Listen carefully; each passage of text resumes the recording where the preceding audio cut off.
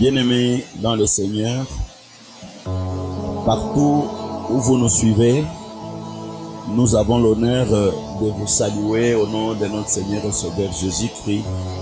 Que la grâce du Très-Haut vous accompagne et passez une excellente week-end avec le nom précieux qui est au-dessus de tous les noms. C'est le nom de notre Seigneur et Sauveur Jésus-Christ. Nous avons une exhortation tellement que la parole de Dieu est notre nourriture spirituelle qui est encore permanente.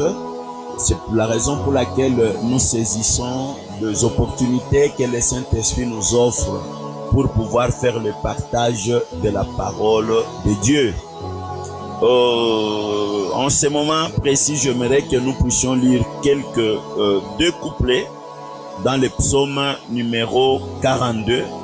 Nous allons lire le 6e et le 12e couplet à travers lequel nous pouvons nous exhorter. Nous lisons au nom de Jésus. Pourquoi t'as battu mon âme et gemis-tu au-dedans de moi? Espère en Dieu, car je le louerai encore. Nous lisons le 12e couplet. Pourquoi t'as battu mon âme et gemis-tu au-dedans de moi? Espère en Dieu, car je le louerai encore. Il est mon salut et mon Dieu. Bien-aimé dans le Seigneur, le psaume 42, c'est ce psaume ici qui a été écrit par les groupes des fils de Lévites.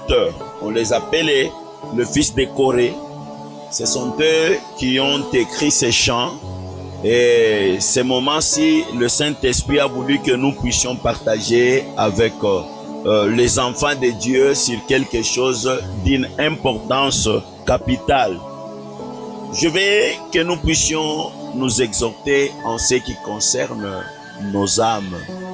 Et je dis à quelqu'un que garde ton âme de plus que toute autre chose. Bien-aimé, l'homme est tripartite. L'homme est composé du corps, de l'esprit et de l'âme. C'est l'âme qui dirige toutes les deux autres parties, le corps et l'esprit. Raison pour laquelle nous vous disons que lorsque nous mourrons, le corps va rester dans la terre d'où il était sorti. L'esprit va aller et devant le Seigneur, ce sont nos âmes qui se présenteront devant Dieu et ce sont nos âmes qui seront jugées.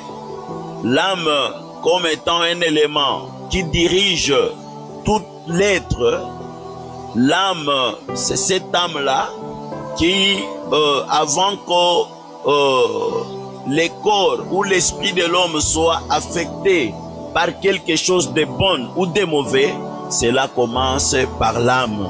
C'est la raison pour laquelle nos amis ici qui ont chanté le cantique, ils se demandent pourquoi gemis-tu au-dedans de moi mon âme?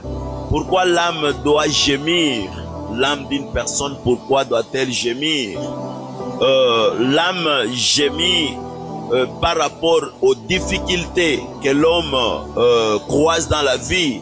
L'âme gémit par rapport parfois aux besoins qu'il a et qu'il ne trouve pas le moyen d'accomplir ces besoins-là. C'est la raison pour laquelle il gémit. Il gémit.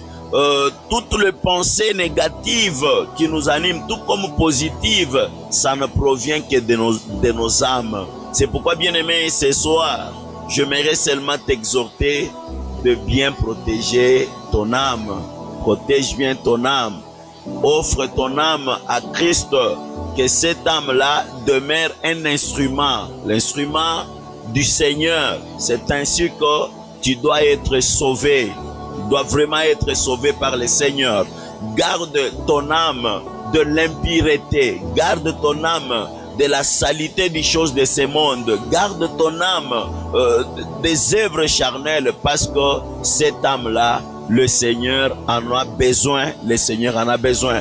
Même quand nous paraîtrons devant de lui, ce ne sont pas nos esprits que Dieu va utiliser. Ce ne sont pas nos corps que Dieu va utiliser. Le Seigneur va utiliser uniquement nos âmes. Même tout ce que nous faisons, bon ou mauvais, c'est enregistré dans l'âme de chaque personne. Et quand nous paraîtrons devant le Seigneur, c'est l'âme lui-même que le Seigneur va poser des questions. C'est l'âme lui-même que le Seigneur va juger. Et bien-aimés dans le Seigneur, nous sommes affectés dans nos âmes à travers beaucoup de choses. Les besoins, vous voulez les choses que vous n'avez pas la possibilité d'en avoir. Vous avez besoin de quelque chose dont vous-même vous êtes incapable de les trouver. Le diable, même quand il nous attaque, le diable quand il nous combat, il commence toujours par nos âmes. Il commence par nos âmes. C'est la raison pour laquelle je t'exhorte ce soir pour dire que garde ton âme, gère bien ton âme, laisse ton âme à la disposition du Saint-Esprit. Il n'y a que le Saint-Esprit qui, à travers la parole de Dieu que tu écoutes, le Saint-Esprit est capable de changer nos âmes. Le Saint-Esprit est capable de transformer nos âmes afin qu'elles soient les âmes qui appartiennent au Seigneur. Regarde tout ce que l'homme fait physiquement, ça provient de son âme. Ça provient de son âme. C'est la raison pour laquelle, bien-aimé dans le Seigneur, j'aimerais t'exhorter de garder ton âme dans la sainteté. Ne les suis pas. Nous suivons nos âmes avec les choses de ce monde. Nous suivons nos âmes. Vous voyez quelqu'un qui commence à mener une vie extravagante, disant parfois que je suis un chrétien indépendant, un chrétien autonome, un chrétien libre qui fait tout ce qu'il veut, et tout ce que tu es en train de faire de mauvais sont en train de nuire à ton âme. Notre exhortation de ce soir veut tout simplement t'interpeller à bien garder ton âme. Est-ce que tu as aussi bien gardé ton âme pour marcher dans la sainteté? Tu as aussi gardé ton âme pour marcher dans la sanctification? Tu as aussi gardé ton âme pour aimer la vie de prière? Tu as aussi aimé ton âme pour le garder afin que l'âme demeure sainte? Voilà un peu les choses que nous devons savoir en tant qu'enfants de Dieu. Apparemment, les gens te voient comme un serviteur de Dieu, et pourtant, au-dedans de toi, tu as une âme souillée, une âme sale, qui est vouée à toutes les choses du monde que les gens du monde sont en train de faire. C'est la raison pour laquelle je t'exhorte pour te dire que garde bien ton âme, garde l'âme dans la sainteté. Tu es serviteur de Dieu. Apparemment, les gens vous voient serviteur de Dieu très puissant, mais de l'autre côté ici, vous avez caché le mysticisme de ce monde. Bien-aimés, vous êtes en train de souiller votre âme. Surtout nous les prédicateurs, les pasteurs, les leaders d'opinion, les représentants, les bishops, ainsi de suite. Sachez que les âmes des gens que nous sommes en train de souiller par des fausses prédications, nous ne marchons pas dans la sainteté, mais nous manifestons cette sainteté-là aux gens. Sachez que il y a même les autres qui sont en train de se diviniser aujourd'hui. Depuis quand l'homme, la créature, sera-t-elle divin? Jamais. Jamais. Nous avons été créés et ce qui nous attend, c'est la mort. Raison pour laquelle, bien-aimé, j'aimerais t'exhorter de garder bien ton âme dans la sainteté. Garde bien ton âme dans la sainteté. Toutes les choses que nous voyons sur cette terre, les belles femmes, les belles voitures, les belles maisons, c'est pas moi beaucoup de choses qui sont les titres académiques, les titres, c'est pas moi ministériels. Toutes ces choses-là, ce sont terrestres et ça passera un jour.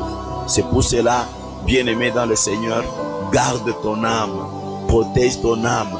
Même si l'âme est en train de gémir en toi, cherchant à t'amener à quelque chose qui est en dehors de la parole de Dieu, gère bien ton âme, interdis-la. afin de ne pas t'amener à la déviation. Voilà un peu l'exhortation que je vous ai apportée encore une fois depuis ce soir pour que nous puissions savoir comment est-ce que nous marchons en tant qu'enfants de Dieu.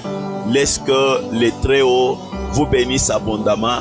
Faites la prière pour bien gérer ton âme parce que le Seigneur en a besoin. Cette âme-là paraîtra devant le Seigneur lors du jugement. C'est l'âme qui va dire au Seigneur tout ce que vous avez fait sur cette terre des hommes, même si personne ne le connaît, qui demeure ton secret de polichinelle, mais le Seigneur, lui, il le sait et il le saura à travers ton âme. Protège ton âme bien-aimée dans le Seigneur.